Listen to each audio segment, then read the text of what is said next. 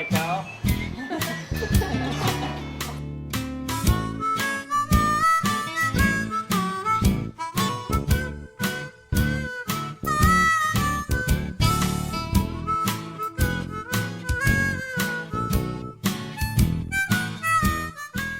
First thing I would do if I was judging a dairy cow is stand back and have a good look at her from her head right to her tail. If you get up too close, you can't see her whole body. That way you can see how she smooths, she blends, how she tracks on her legs from a long distance away. You can also compare her to the other animals that are in the class by standing further back and having a look. Then I would move in a little closer and take a closer look at the animal. You can start up by her head. You want her to be clean under her jaw. You don't want excess throat or anything like that. A dairy cow, we want them to be real sleek and feminine looking and not carrying any extra condition, because that usually means they don't milk hard enough, and the whole idea of having a dairy cow is we want them to milk. You want them to have a nice clean neck, a long neck. You don't want it to be too short. You want them to blend smoothly from their shoulder through the withers here, in through here. In through her crops here, you don't want to have a big gully or gap, or you want them to blend smoothly in through here. You want them to be deep enough through their chest here. See how she stands here? You got enough width in between her front legs. We want enough width to have a big heart in there so she can pump a lot of blood through her body and make a lot of milk for us. You also want some width through her muzzle. We don't want them too narrow. And then if we keep going on, we want them to have a good abundance of rib, depth, and also spring wide. Like if I stand out behind her, I want to see a big spring of rib, nice and wide. And if you stand beside, you want to see good depth, both in the fore rib and in the rear rib. Mammary blends smoothly into her body wall, and that's right off of her rib. If this cow has no rib, well, she's probably not going to have as snug of a fore udder attachment, because it just her udder would have to be too small to mount onto her body wall. We want this to be smooth. We don't want it cupped up, or we don't want to see any gap in here, and we want it to be very snug. We want to see lots of veining like she has on her mammary. It shows that she has good quality in her mammary. Moving on, you want her to be hard across the top line, level, and level across the rump. We want to see a slight slope from her hips to her pins. The wider the pins, the better, because it transfers down into the width of her rear udder. So we want it to be a nice wide rump, and generally the rear udder will be as wide as her rump is. And then if we go down, we want a deep median suspensory all the way to the top of her udder and all the way through the bottom of her fore udder attachment. We also want to see the teat placement straight down or slightly pointed inwards. We don't want to see them pointed out. If we look at her feet and legs here, another thing that's really important on a dairy cow is we want to see flat bone in her leg. We don't want to see coarse. We also don't want to see too much bone in her leg.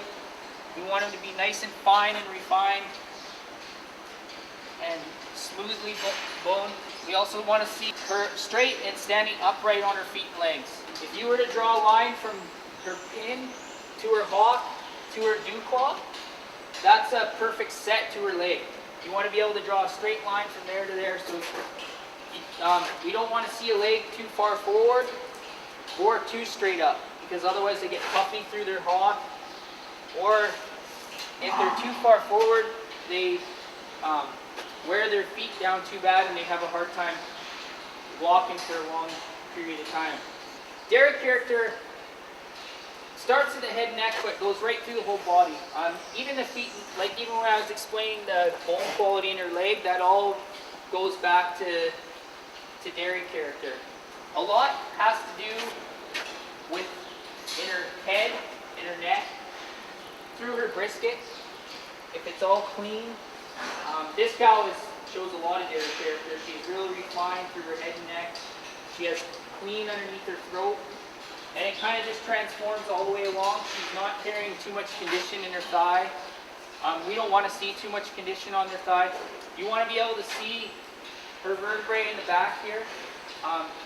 You also want to be able to see a sharp chine on a dairy cow. If I stand behind this cow, you want to see a nice chiseled look at her chine, and that just shows that she's putting all of her energy into making milk. Usually the cow that has the best udder is going to win, unless she's completely awful everywhere else.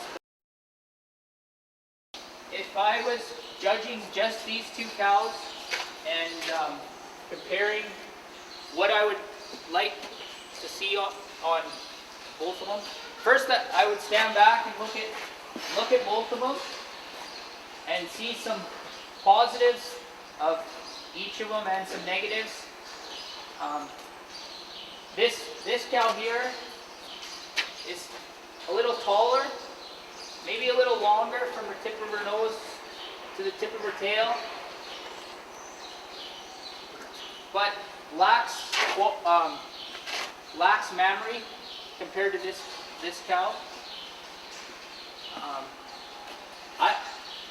I would place this cow over this cow, large part due to her mammary. If you look at this cow's mammary, she blends smoothly into her belly wall. She has nice veination on her fore udder and on her rear udder. She has more depth of chest for her size cow. She's a little smoother over her rump, and also she's wider through her pins and wider through her chest, and that carries right through on a cow. This cow here is narrow in her chest, so it generally carries right through to the width of her pins and then the width of her rear udder. Width, fairly similar for these two cows, and you can use your hand if you're judging and stretch it across. If you're looking to see if someone's the same width or not, you can use that kind of as your measuring tape. This cow is a lot leveler over this rump. She's a little high in her pelvis here, and then kind of drops down into her rump. Not a huge fault, but if you're comparing one cow to another, it just looks more, well, it's more the way it's supposed to be, is nice and level. They both have a good slope from hooks to pins. You can see this cow is a bit narrow in her, if you let her, she stands more narrow in her front end, in her chest. This cow stands wider, so she has more width to chest. And this cow is also bigger around in her chest here and deeper of her chest compared to this cow, which is narrower in the front and also narrow in through here. So that would be an advantage to this cow in her depth. Even though this cow is nice and clean and dairy through her head and neck, just like that one, once you get to the chest, that would be an advantage for that cow in comparing.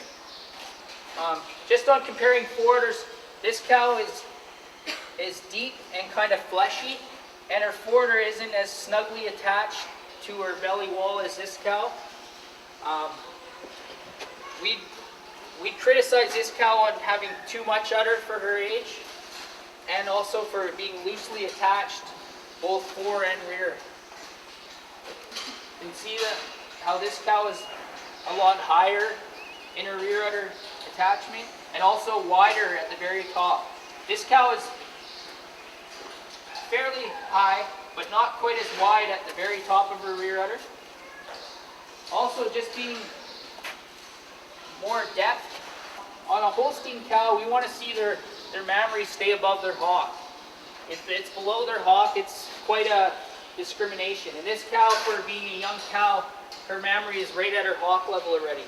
These are third calf cows, so we'd still want to see their udder up and well attached onto their body wall. This cow here is standing more straight up on her rear legs. This cow slightly hocks in a little bit. So this cow would have an advantage in the way she's standing on her rear legs than this cow here. And this cow here is a little bit straight in her leg. And you can see in her foot here, she's very straight up on her feet and legs. So this cow would have an advantage over this cow and also in her feet and legs. If you were judging a class of heifers, how would you judge them differently than milking cows?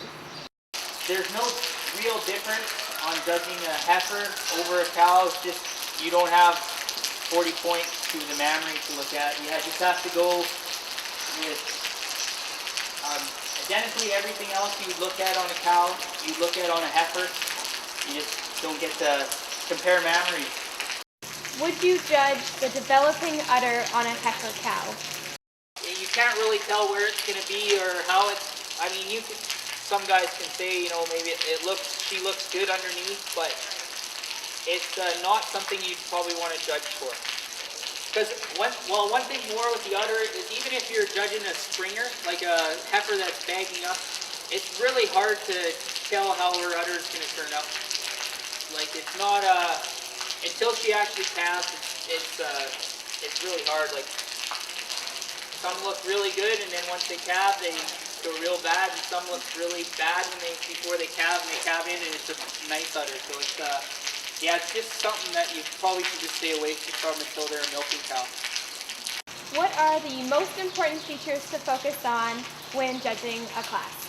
Well, on a cow, mammary, her udder, her feet and legs, and if you stand back and she has lots of dairy character right through her head, right through her whole body, those would be the three things I'd worry about the most.